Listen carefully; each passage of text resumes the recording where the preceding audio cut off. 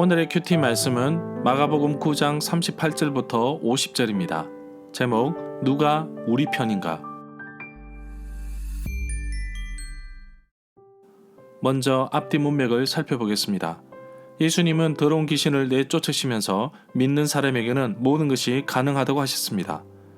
제자들은 하지 못하였지만 예수님은 이런 종류의 귀신은 기도로만 쫓아낼 수 있다고 말씀하셨습니다. 예수님은 제자들에게 고난 받으실 것과 죽음과 부활을 예고하셨지만 제자들은 이 말을 이해하지 못하였고 도리어 두려워하며 예수님께 묻는 것도 하지 않았습니다. 가버나움으로 가셨을 때 제자들이 서로 누가 큰지 길에서 다투었는데 예수님은 누구든지 첫째가 되려면 모든 사람보다 나중이 되어야 하고 모든 사람의 종이 되어야 한다고 말씀하십니다. 예수님의 제자도 아닌데 예수님의 이름으로 귀신을 내쫓는 사람을 보고서 사도 요한은 그렇게 하지 못하게 했다며 예수님께 말하지만 예수님은 누구든지 예수님의 이름으로 기적을 행한다면 막지 말라고 하십니다. 사도 요한은 칭찬받을 줄 알았는데 예수님은 반대하지 않는다면 같은 편이기 때문에 서로에게 친절을 베풀라고 하십니다. 어린아이 하나를 죄짓게 하는 사람은 차라리 연자맷돌을 목에 걸고 바다에 빠지는 것이 더 낫다고 하시는데 영생을 얻기 위하여 어떠한 희생과 대가를 치르더라도 아깝게 여기지 말아야 함을 말하고 있습니다. 소금을 예로 들면서 소금이 그 맛을 잃지 않고 그 역할을 잘 감당하듯이 서로 소금을 가지고 화목하라고 하십니다. 즉 좋은 소금처럼 그 역할을 잘 감당하는 사람이 되기를 원하십니다. 문단을 나누어 보겠습니다. 38절부터 41절은 우리를 반대하지 않는 사람, 42절부터 50절은 영생에 대한 대가, 38절에 보면 우리를 위한 사람의 내용이 나오는데 마가복음 9장 38절부터 50절, 마태복음 18장 6절부터 9절, 누가복음 9장 49절부터 50절, 17장 1절부터 2절에 나옵니다. 사도 요한이 예수님께 우리라는 단어를 쓰면서 반대 입장에 있는 사람들의 행위에 대해 금할 것을 통보하고 그 이야기를 예수님께 전했습니다. 여기에서 예수님의 생각은 우리의 생각보다 다르며 앞선다는 것을 깨닫습니다. 오히려 예수님은 금하지 말라고 하십니다. 제자들의 반대 입장에 서 있던 사람들도 주의 이름으로 귀신을 내쫓는 것이기 때문입니다. 40절에 보면 우리를 반대하지 않는 자는 우리를 위하는 자라고 하는데 이와 반대되는 말은 마태복음 12장 30절과 누가복음 11장 23절에 나옵니다. 42절에 보면 연자맷돌은 연자맷돌의 위쪽 맷돌로서 나귀가 돌려야 할 만큼 컸습니다. 예수 그리스도를 믿고 따르는 자들에게 실족하지 않게 하라고 하십니다.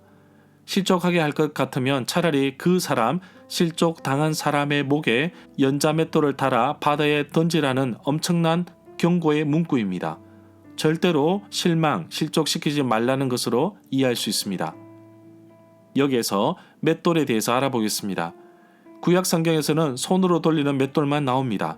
깊이 푹 파낸 돌 아래짝 위에 매일 필요한 곡식을 넣고 문지르는 다른 돌 윗짝으로서 그것을 갈아 으개고 있습니다. 또한 아래짝은 원뿔을 뒤집어 놓은 것 같이 만들고 그에 알맞은 꼴로 만든 윗짝을 돌려서 곡식을 잘게 갈아 가루로 만들 수 있습니다. 당나귀가 움직이는 맷돌은 로마 시대에 알려졌습니다. 그런 맷돌은 아래짝이 위쪽으로 원뿔처럼 되어 있었습니다. 깔때기를 뒤집은 모양의 윗짝을 아래짝 위로나 둘레로 돌립니다.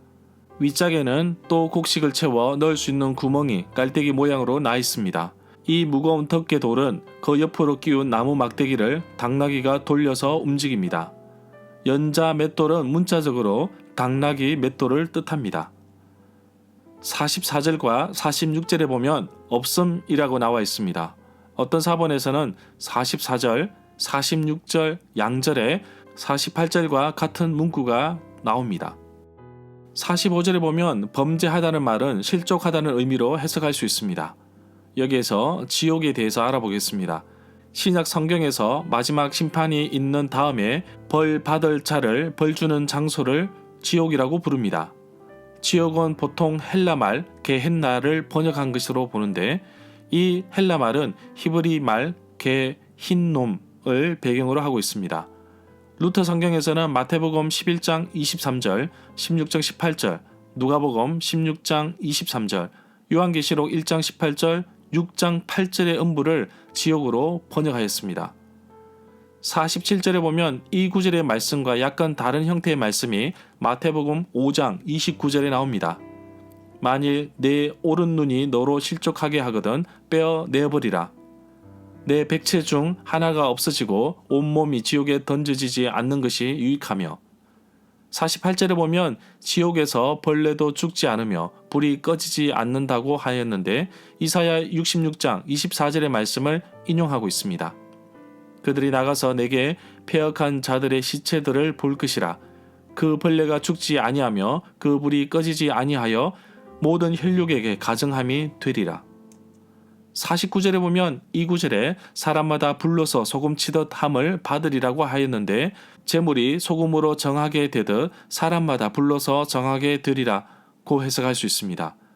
재물을 정결하게 하기 위해 다시 말해서 재물이 하나님께 연락되기 위해서 소금을 사용하였습니다.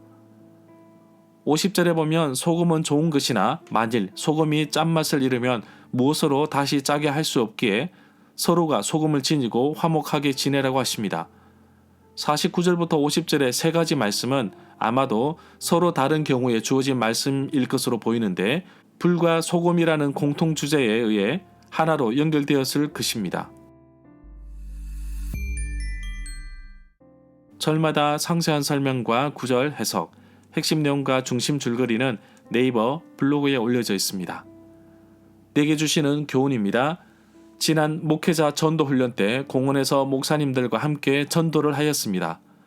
연세 드신 분이 어느 교회에서 왔는지 물어보셨는데 가까이 있는 교회가 아님을 아시고 왜 이곳까지 와서 전도하는지 불편해 하셨습니다. 은퇴하신 원로 목사님이셨습니다.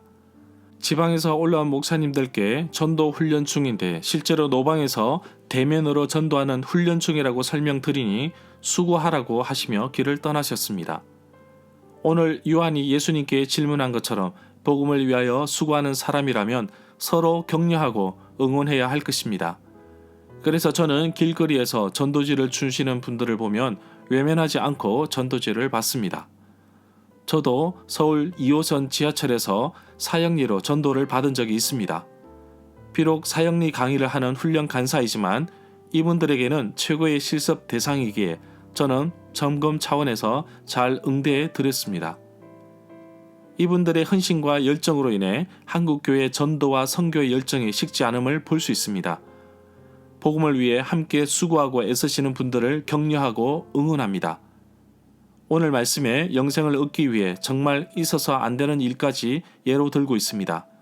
그만큼 역설적으로 영생을 얻기 위해 치르는 대가가 귀함을 볼 수 있습니다. 아주 귀한 영생을 위해 또한 내가 포기해야 할 것은 무엇이 있는지 살펴보기를 원합니다.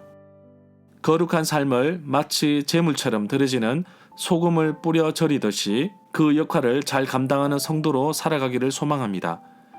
소금이 그 맛을 잃으면 아무런 쓸모가 없듯이 내게 주신 역할과 사명을 잘 감당하여 서로에게 도움과 격려가 되어 살아가기를 원합니다. 서로에게 힘이 되는 화목 소금으로 살아가는 하루가 되게 하옵소서.